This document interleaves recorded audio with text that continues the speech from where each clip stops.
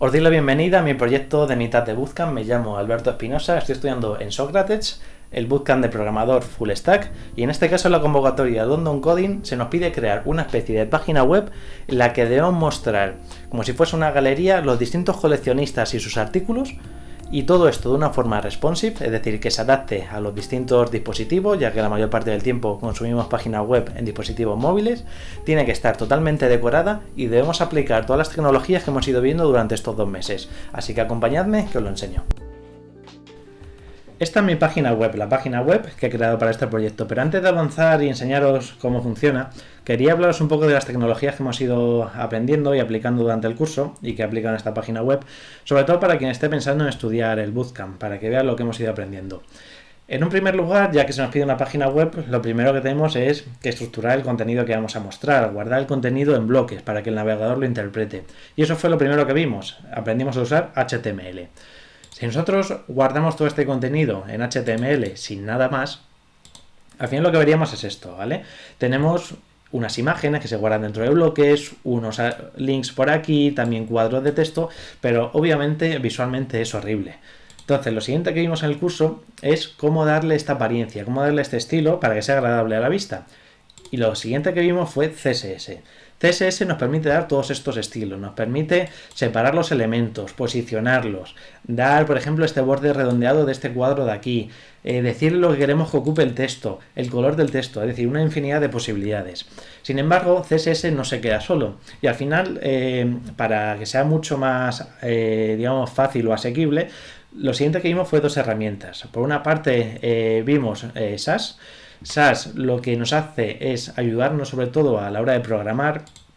A mí lo que más me gusta de Sass, por ejemplo, y aquí os enseño una parte de código, es que en lugar de, como solemos hacer en CSS, que vamos definiendo cada clase, ¿vale? Y luego por aquí sus características, con Sass lo que nos permite es anidar, es decir, meter elementos dentro de otros elementos. Y esto luego Sass lo procesa y ya en el archivo de CSS ya lo pone de forma estructurada como si fuese un CSS normal.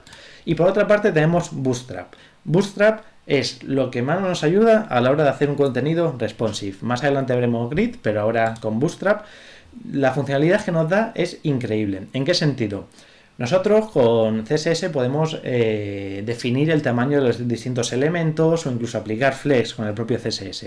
Sin embargo, Sass nos da, es una herramienta que virtualmente, digamos que divide, usando flex, la página en 12 columnas virtuales, ¿vale? Estas columnas ya de forma nativa las va a ir adaptando al contenido de la pantalla. Cuando nosotros achiquemos esta pantalla, automáticamente Bootstrap se va a encargar de posicionar o de ayudarnos al posicionamiento de estas columnas, y además nos permite ya definir de forma muy cómoda el tamaño de los elementos. Por ejemplo, como he dicho, divide virtualmente la página en 12 columnas, entonces puedo decirle que, por ejemplo, este texto ocupe 5 columnas y ya automáticamente va a adaptar el tamaño del texto al tamaño de la pantalla. Y luego podemos decirle que si queremos espacios laterales, pues en lugar de estar aplicando padding, por ejemplo, pues nos deje por aquí una columna vacía que ocupe un espacio determinado. Es decir, nos da muchísima facilidad. Vale, ya hemos visto cómo estructurar el contenido para que lo interprete el navegador y darle estilo. Sin embargo, ¿qué contenido vamos a mostrar? Pues aquí es donde entra el siguiente apartado que hemos visto durante el curso, que es MySQL. MySQL es un programa de gestión de base de datos en el que podemos crear distintas tablas con los distintos elementos que vamos a utilizar en nuestra página. ¿Por qué usamos tablas? Porque es lo más sencillo. Al final, en este caso, vamos a mostrar una serie de coleccionistas y una serie de artículos. Entonces vamos a crear una tabla con un listado de artículos y una tabla con un listado de coleccionistas. Y luego en cada fila vamos a crear distintas columnas en el que, por ejemplo, para un coleccionista va a tener un email, va a tener un nombre, va a tener una dirección, etcétera. Y aquí podéis ver MySQL, lo que es el apartado visual del programa. Para esta página he creado 2 tablas, una tabla que se llama coleccionistas y una tabla que se llama artículos, article, ¿vale? Y después con el propio programa, con comandos sencillos, podemos ir insertando información o podemos seleccionarla, editarla, borrarla. Para resumir todo este concepto de cómo está relacionada la información y qué atributos tiene cada entidad, lo que se utiliza son los diagramas de Martins. Aquí podéis verlo. Tenemos 2 entidades para nuestro caso, que son coleccionistas y artículos. Y cada entidad va a tener una serie de atributos. Como decía, first name, last name, topic, email, lo que nos pidan. Y el article va a tener un nombre, va a tener un año de adquisición, va a tener una imagen, es decir, va a tener una serie de características. ¿Y cuál va a ser la relación entre ellos? Pues lo podemos ver aquí. Al final lo que queremos, si se nos pide, es que un coleccionista tenga muchos artículos. No puede ser que un artículo pertenezca a varios coleccionistas. Por tanto, la relación va a ser de uno a muchos. Ya hemos visto cómo podemos guardar la información en una base de datos y cómo darle estilo y mostrarla en el navegador. Sin embargo, ¿cómo se produce esta interacción? ¿Cómo extraemos la información de la base de datos? ¿Cómo hacemos que nuestra página sea dinámica, que tenga botones que respondan y hagan cosas? Que lo que guardemos en un formulario se pueda guardar en la base de datos. Pues todo eso lo debemos hacer con programación de JavaScript. Y JavaScript se puede ejecutar en un navegador, pero es demasiado lento. Y es por eso que pasamos al siguiente apartado del curso, a Node. Node es un motor que nos permite ejecutar JavaScript en el lado del servidor, lo cual da muchísima más potencia y rapidez a la hora de cargar las páginas. Pero no solo vamos a usar Node, vamos a usar Express. Express es un framework que nos permite saltarnos toda esta parte tediosa de desarrollar un servidor desde cero. Ya nos facilita el trabajo, nos da una estructura ya preparada. ¿Por qué? Porque al final cuando tenemos un navegador lo que hacemos es solicitar recursos. Cuando accedemos a una página web a través de peticiones HTTP, puede ser peticiones GET para solicitar que se nos muestre una página, peticiones POST para guardar información con un formulario. Todas estas peticiones que se intercambian, el framework de Express ya nos permite gestionarla de forma sencilla, recurriendo a sus métodos. Pero no solo vamos a usar Express, vamos a usar Express Generator. La parte de Generator lo que nos hace es toda esta información que hayamos gestionado, que hemos extraído de la base de datos y que la hemos guardado en un objeto, la podemos insertar o incrustar dentro de la página HTML. Y con todo esto os voy a enseñar el código y os voy a ir explicando un poco la estructura que tiene. En este entorno de desarrollo yo estoy usando Visual Studio Code. Podéis ver toda la estructura del proyecto que corresponde a la página web. En este caso, toda esta estructura, ya que estamos usando Express Generator, se nos genera de forma automática. Es decir, en cuanto ejecutamos el framework, ya esta estructura predefinida se nos genera. Así que nos facilita muchísimo el trabajo. Algunas de estas carpetas que os quiero mostrar son, por ejemplo, la carpeta de Public, donde tenemos a su vez la carpeta de imágenes, donde podemos guardar todo el contenido multimedia que se nos va a mostrar en la página web. Y por otra parte tenemos la carpeta de Style Sheets, donde se nos guardan los archivos CSS que van a dar estilo a cada apartado de nuestra página web. En este caso, como yo estoy usando Sass, también tenemos archivos Sass que van asociados a este CSS. Después tenemos el apartado de rutas. Rutas lo que nos permite es ejecutar código de JavaScript en el que vamos a decirle qué método vamos a ejecutar o qué vamos a hacer cuando llegue una determinada petición a una dirección determinada. ¿Qué quiere decir? Cuando, por ejemplo, nosotros hacemos una página, al final de la barra de navegación tenemos un link.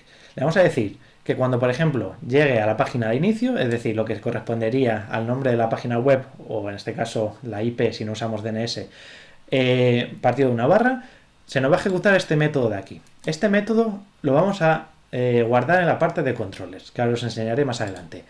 Entonces aquí podéis ver de forma estructurada cómo con el framework de forma muy sencilla podemos gestionar estas peticiones que nos llegan GET desde parte del navegador.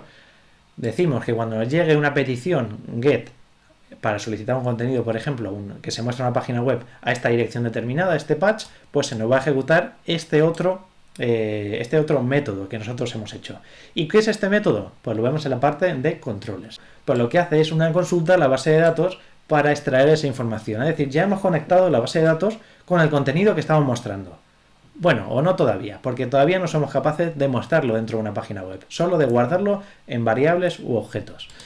Entonces, una vez que ya tenemos esta información guardada dentro de un objeto que hemos solicitado a la base de datos, esto lo hacemos mediante una librería que tenemos dentro de Node que se llama MySQL2. Entonces, una vez que tenemos esta información guardada en un objeto, pasamos a lo siguiente, que es aquí donde entra Express Generator. Le podemos decir que esta información que guardamos dentro de un objeto que es result, nos lo incruste en el código HTML. Y pasamos a la carpeta de views. Views son las páginas que se nos van a mostrar. Lo que sería el código HTML, sin embargo, aquí tiene código, o sea, tiene extensión EJS. Todo es por el framework que estamos usando de Express Generator. Express Generator lo que hace es que estas vistas las renderiza, es decir, las ejecuta, las convierte en un código HTML interpretado por el navegador. Y como veis, tiene estructura HTML, Sin embargo, tiene aquí unos pequeños detallitos. ¿Por qué? Porque Spread Generator lo que nos permite es, al renderizar la vista, insertar contenido JavaScript dentro de la vista. ¿Y qué contenido JavaScript podemos meter dentro de la vista? Pues los resultados que hemos obtenido de la base de datos. Y aquí lo podéis ver sencillo, ¿vale? Podemos, aquí en este caso, hemos dicho que meta el navegador en la página, pero por otras partes podemos decirle, por ejemplo, que cuando enviemos un formulario, automáticamente se nos meta en la dirección del patch del navegador, en este caso, el ID del coleccionista. Es decir, estamos como de alguna forma interactuando entre la base de datos y el contenido que estamos mostrando en la página web. Y el resto de apartados, pues bueno, tenemos un JSON en el que podemos configurar y podemos ver las librerías que tenemos instaladas, pero realmente quiero que os quedéis con eso. Una vez que tenemos ya toda la programación, ya sí que sí, por fin os enseño la página. Y el resultado final de todas estas tecnologías es este, que es mi proyecto, mi página web, que es una página sencilla pero bastante funcional, en la que podemos ver en una parte de arriba un navbar, una barra de navegación, donde podemos movernos por las distintas secciones de la página, después una sección principal donde podemos ver el título de la página, una pequeña introducción y una foto en forma circular.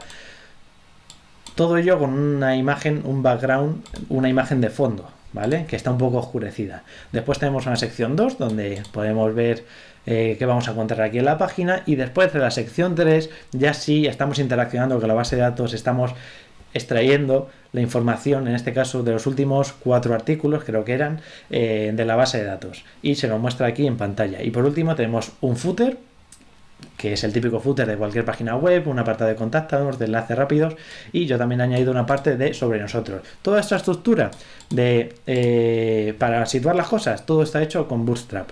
Estoy usando Bootstrap para definir cuántas columnas quiero que ocupe cada cosa. Y para poneros un ejemplo de cómo funciona el código, pues en este caso, como llega una petición al apartado, al index, a nuestra ruta, que en este caso es directamente la IP, como si fuese la IP y una barra, ¿vale? Pues lo que hacemos con el código es que usando el motor, o sea, usando el framework de Spread Generator, lo que nos dice es que cuando en el apartado de las rutas nos llegue una petición get, usamos este método del framework, cuando llegue una petición get, lo que le decimos es que ejecute el método showLastArticle. ¿Y cuál es el método showLastArticle de la clase indexController? Pues está aquí definido. Lo que le decimos es que ejecute una consulta a la página, a la base de datos, y extraiga los últimos artículos ordenados por fecha, pero hasta un límite de 4. No queremos que se nos muestren más de 4 en la página web. Y después se nos renderiza la página index pasándole este objeto que se llama result. Y la página index, como podéis ver aquí, es esta, se nos renderiza incrustando código JavaScript para decirle que meta este result y se nos muestre en las cartas, se nos muestre esta información de los artículos de la base de datos. Entonces este es el resultado. Después pasamos a la parte de articles. Yo solo tengo 3 artículos, por eso también solo se me muestran 3 en la página de inicio, que también están hechos con cartas. Luego nuestros coleccionistas, donde podemos ver también todos los coleccionistas que tenemos dados de alta en la página web. Y podemos ver tanto más información tanto de los coleccionistas como de los artículos. En este caso de los coleccionistas, si yo le doy a ver más información, pues se nos despliega otra ventana en la que, bueno, otra sección en la que se nos informa de toda esta información que está guardada en la base de datos, de tiene interés en zapatillas, el email de contacto, el teléfono, y podemos editar esta información si queremos. Podemos darle a editar y tenemos aquí un formulario donde podemos cambiar el nombre. Por ejemplo, en lugar de Sánchez se va a llamar Rodríguez, a ver si le damos a enviar y automáticamente nos pone que se ha modificado la información del coleccionista.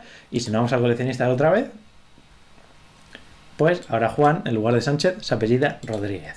Podemos añadir uno nuevo si queremos, y luego el apartado de artículos, pues podemos acceder aquí directamente dándole a esta sección, o podemos entrar en un coleccionista y podemos ver en la parte de abajo sus artículos. Siempre hay una asociación entre artículo y coleccionista. No podemos crear un artículo que no esté asociado a nadie. Entonces, la única forma de añadir un artículo es viendo un coleccionista. Entonces, en este caso tenemos zapatillas y podríamos crear un nuevo artículo si queremos. O uno de los que ya tiene, podemos editarlo. Podemos, por ejemplo, este que hemos visto aquí, podemos ver más información sobre el artículo y editarlo. En esta edición podemos o cambiar la propia imagen, en este caso usamos para cambiar la propia imagen una librería que se llama Multer, y que lo que hace es procesar estos archivos multimedia que vamos a meter y finalmente lo que vamos a guardar en la base de datos es el link de donde está ubicado el archivo. No vamos a guardar la imagen entera porque ocuparía demasiado. Luego, como os he comentado al principio del curso, del vídeo, lo que tenemos que hacer es que la página sea responsive. Necesitamos que se adapte a distintas pantallas. Entonces, por ejemplo, esta página de inicio, lo que hace es, cuando nosotros vamos achicando, vamos a ver que se producen cambios. Por una parte, estos espacios laterales que estaban a la izquierda y a la derecha desaparecen. Ahí han desaparecido. Y además, si os fijáis, esto que estaba posicionado con Bootstrap ocupando X columnas a la derecha y X columnas a la izquierda, se me pasa uno encima de otro. ¿Vale? Así optimizamos muchísimo más el espacio. Por otra parte, la barra de navegación de arriba me va a desaparecer y se me forma esta hamburguesa de aquí en la que podemos ver las distintas categorías. Y por último, estas cartas, como veis, bueno, imaginemos que hubiese 4, porque son las que se muestran, solo que tengo solo 3 artículos metidos. Cuando disminuyo el tamaño, lo que ocurre es que pasan a ocupar el 50% de la pantalla, y si ya tenemos un dispositivo muy pequeño, como por ejemplo un iPhone SE, pues lo que ocurre es que ocupan el 100%. Ya aquí estamos optimizando todo el espacio. Y también en la primera sección, esta imagen, ya que tenemos poco espacio y por no ser redundante, ya que está en la parte de arriba, lo que hago es eliminarla. Entonces todo esto es responsive. Podemos adaptarlo a cualquier pantalla. En el caso de artículos, por ejemplo, si vemos información sobre un artículo, ¿vale? O queremos editar un formulario del artículo, pues lo que ocurre es que cuando lo achicamos, pues también lo que ocurre es que se nos va a la parte de arriba y ya aprovechamos todo el tamaño de la pantalla, tanto en un móvil, que sería eso, como quizá esto, que sería una tablet. Entonces nada, esta es mi página web, espero que os haya gustado el vídeo, intentaré ir aprendiendo más cosas y perfeccionarlo, y nada, nos vemos en el siguiente vídeo. Muchas gracias, un saludo.